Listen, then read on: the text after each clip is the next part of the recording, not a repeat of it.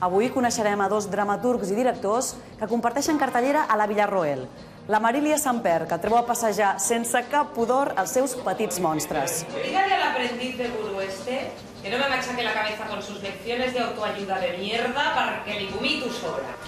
I advertim que pot ferir la sensibilitat de mares, vegetarians, dependents del Sephora i artistes conceptuals, sobretot si ronden els 40 i no tenen sentit de l'humor. I el Llàtzer Garcia, autor de La Pols, aquesta obra que després de l'èxit obtingut a la Sala Flyhard, ara es reposa a la Villarroel. Un retrat profund de les relacions familiars i de com afrontem la mort que ha connectat amb el públic i la crítica. Marilia i Olivia! La legendària Olivia. Home, tant sentir-ne parlar al Facebook, tant veure-la. Está tímida, es su primera vez. Sí, en la tele? Sí. Els que seguim la Marilia al Facebook coneixem la seva gata Olivia i la seva exaltada visió del món. Soy yo llevada al extremo, sobre todo al extremo del humor. Y Ana ya es el resultado final de todo eso que había ido saliendo y que a la gente le resultaba curioso, ¿no? ¿Qué? En el momento en que yo he empezado a reírme de mí misma, he empezado a darme cuenta que cosas que a mí me parecían tremendas tragedias no lo eran tanto. Yo me defraudé a mí misma el día en que nací. I els petits monstres de la Marilia, tu els comparteixes? Ja n'hi ha diversos que sí. Sí? Sí. Jo vaig haver de tornar a casa dels pares també una vegada. Ah, mira, veus? Sí, un període curt, però vaig haver de passar per casa dels pares. És així. Creus que és una obra que connecta realment amb una generació? Sí, jo crec que sí, sobretot amb aquesta idea de que no... Què pensàvem que seríem, no?, amb aquesta edat, o què pensava que tindríem amb aquesta edat, no? És un desencant, no? Perquè jo em vaig passar la infància enterrada entre els meus llibres, imaginant-me les meves pròpies fantasies. Esa es mi infancia. Probablemente me dediqué al teatro porque eran los juegos de una niña solitaria, ¿no? O sea, mis juegos eran escribir, eran imaginar cosas, no siempre he sido un poco quijotesca. La Marilia va participar en l'extint projecte T6, a través del qual el TNC donava suport a nous dramaturgs. I com a directora, la trobem darrere de petits grans èxits com Pulmons i Animals de companyia. Ese es el Llàtzer. Què haig de saber del Llàtzer? Presenta'ns-el. A tota Catalunya. Qui és Llàtzer Garcia? Es un pesimista nato. Y eso lo hace ser un tipo tremendamente divertido, ¿no?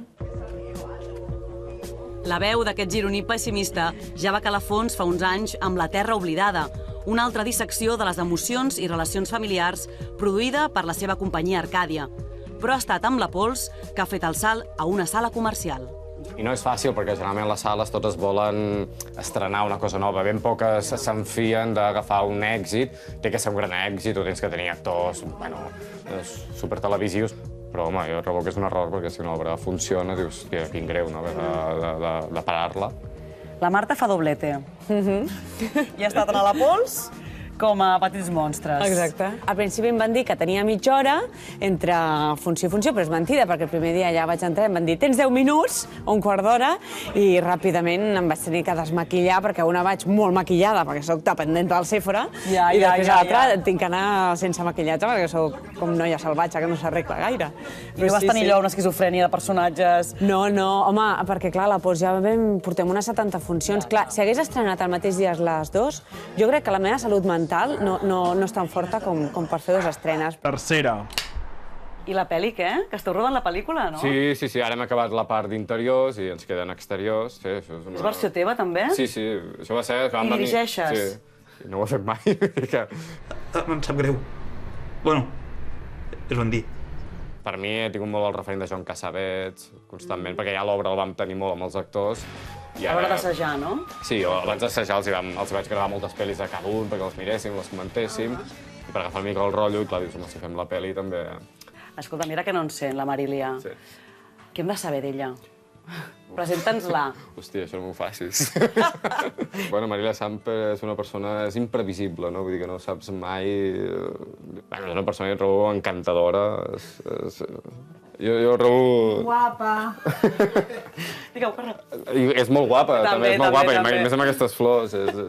És molt simpàtica, també, no? I és, hòstia, jo m'hi entenc molt bé amb ella. Ai. Com és treballar amb un i com és treballar amb l'altre? Bueno, és diferent, primer perquè les obres són molt diferents. Clar, la manera de treballar del Llàtzer era molt més detallista, no?, en algunes coses, petits detalls, i la Marília, per exemple, doncs, et feia notes com... Això ho has de dir com la Rocío Jurado. Ah, molt bé. Més folclòrica la Marília que el La Marília és més folclòrica. Jo crec que si algú se'ns ajunta és molt això, parlar molt de les persones i del cor humà, diguéssim, no? Per tant, anem a tractar amb l'actor, buscar la veritat. Sí. Segur que ens semblen molt en aquest sentit.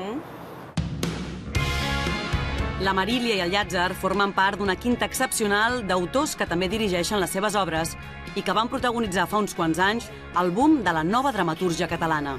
S'ha descuidat molt que això es mantingui i que creixi. El boom el té 6 vegades aparèixer, no hi ha hagut alternativa a ell.